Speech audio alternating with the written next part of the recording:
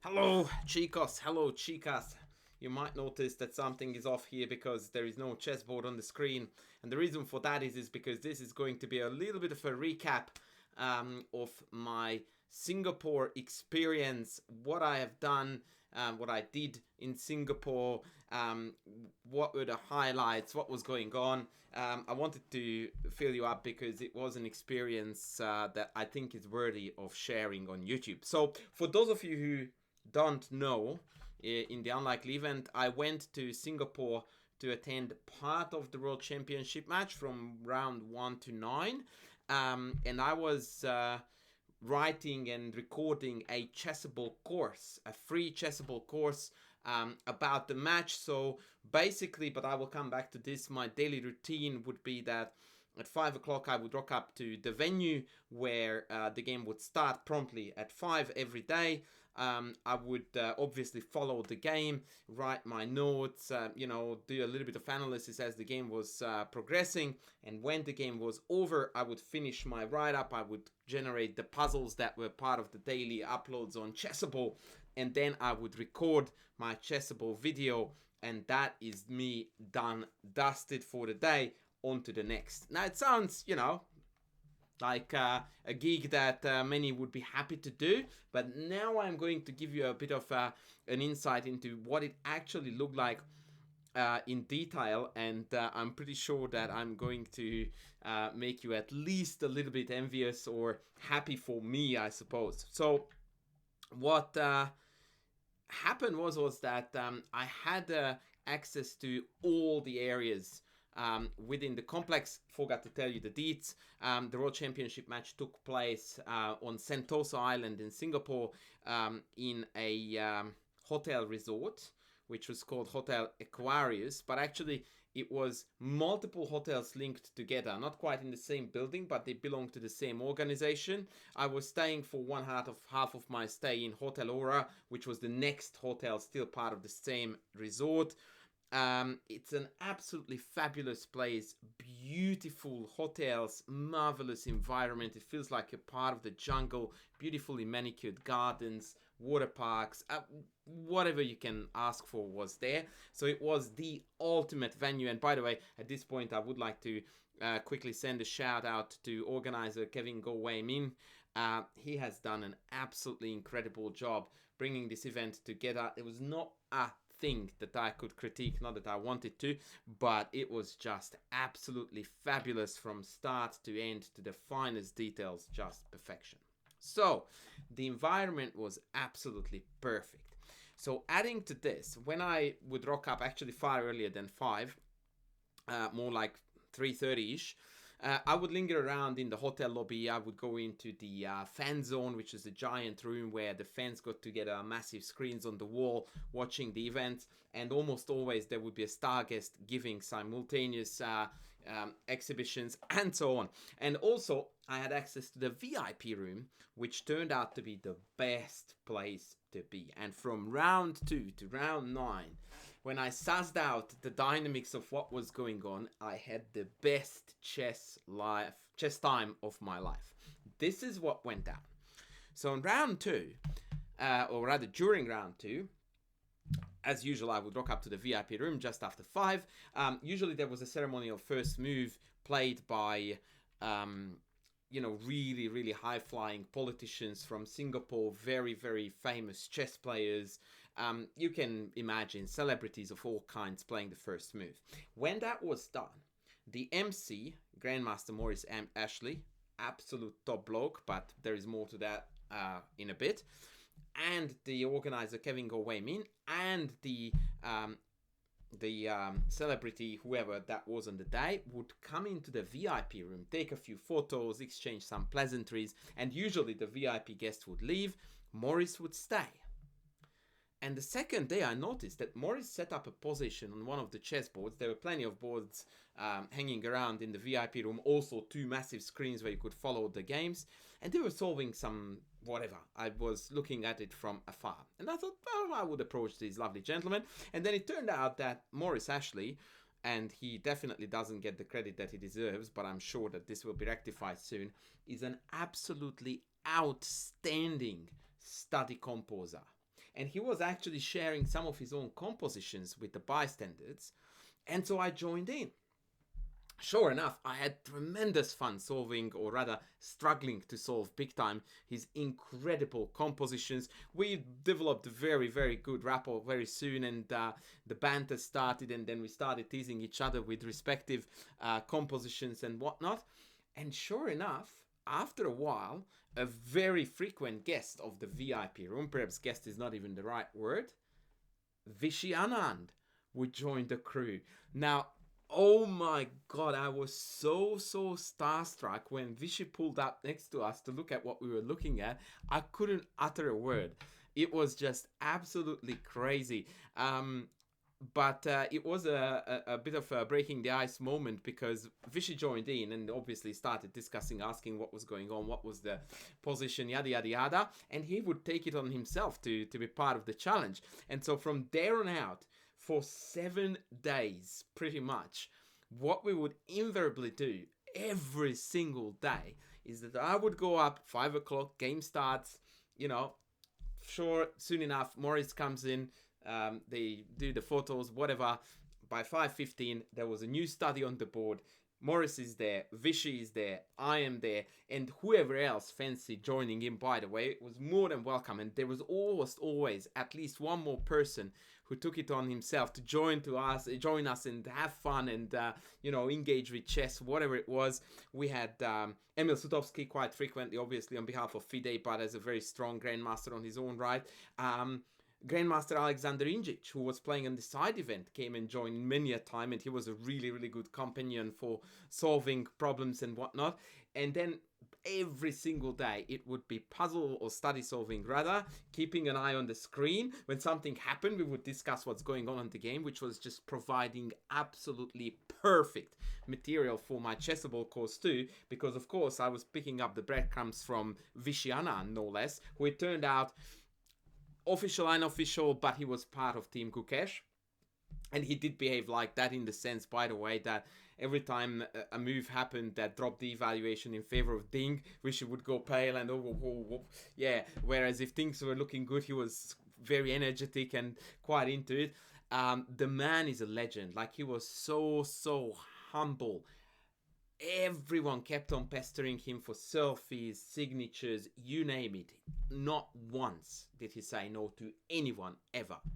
Not once. It was just absolutely incredible how kind and humble he was. And I feel like we really did make good friends when at one point we were analyzing an incredibly complex study, and then he would quote a very famous line from Faulty Towers.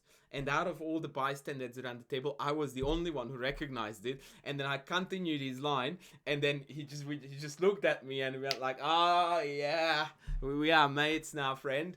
And the culmination of this kind of being in sync with Vishy was when we solved a study after like half an hour. It was insanely difficult. According to Maurice, he gave it to Fabiano and Wesley So, and they couldn't crack it. And we missed one final detail. We knew that was the right line, and we just couldn't find it. And then, like in a blink of an eye, the key idea just dawned on us at the same time, and in literal unison, we just went like Queen H6. And yeah, that was just a highlight of my chess solving life for sure.